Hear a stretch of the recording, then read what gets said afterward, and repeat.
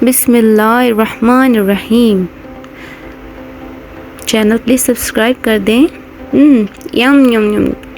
आप भी वाइट कौरमे की रेसिपी को नोट कर लें। मैंने लिए हैं 3 अदद हाफ़ कुक प्याज, 1 प्याली दही, इसके बाद 4 से 5 अदद लहसुन के,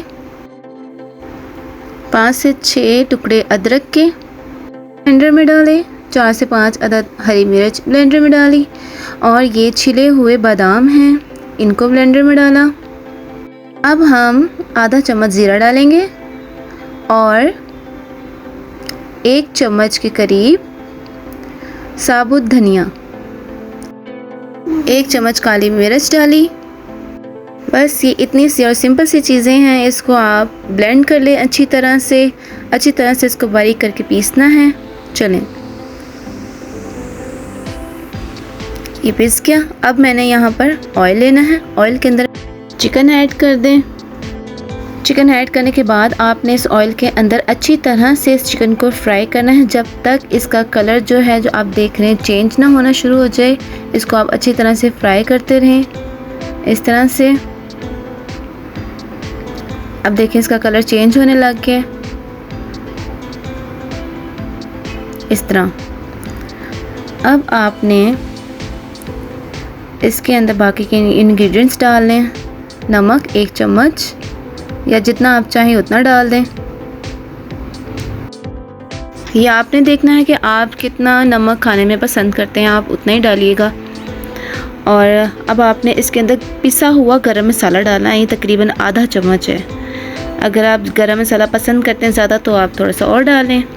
चलें, इसको डालने के बाद आपने अच्छी तरह से भूनना है। कोई भी चीज़ कम या ज़्यादा होने से आपने घबराना नहीं है। जो ये कोरमा है ये बिल्कुल बहुत अच्छा बनेगा। आप एक दफ़ा ट्राई ज़रूर कीजिएगा। शॉर्ट वीडियो के लिए मैं वीडियो को फॉरवर्ड कर रही हूँ, आप आराम से इसकी भुनाई करिएगा। अब आपने जो मिक्सचर हमने ब्लेंड किया था ना, वो इसके अंदर डाल देना है और अच्छी तरह ब्लेंडर के अंदर पानी मिला के अच्छी तरह से आपने उसको इसके अंदर ऐड कर देना है। पानी तकरीबन आप 1 कप और उसके अंदर ऐड कर लीजिएगा। ठीक हो गया। अब आपने इसको थोड़ा सा हिला लें अच्छी तरह से। हिलाने के बाद आपने इसका ये देख लें कितना थिक है। इसको 8 से 10 मिनट के लिए आपने कुक करना है।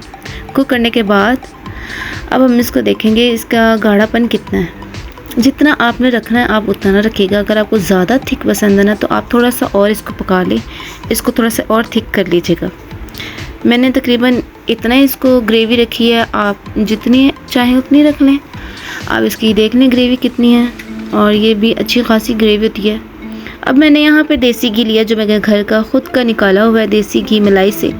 ये मैं ऐड करूँगी। इससे इसकी जो ऊपर ऑयल आएगा, एक ग्रेवी आएगी, वो बहुत ही अच्छी और बहुत ही मज़े की खुशबू के साथ आएगी।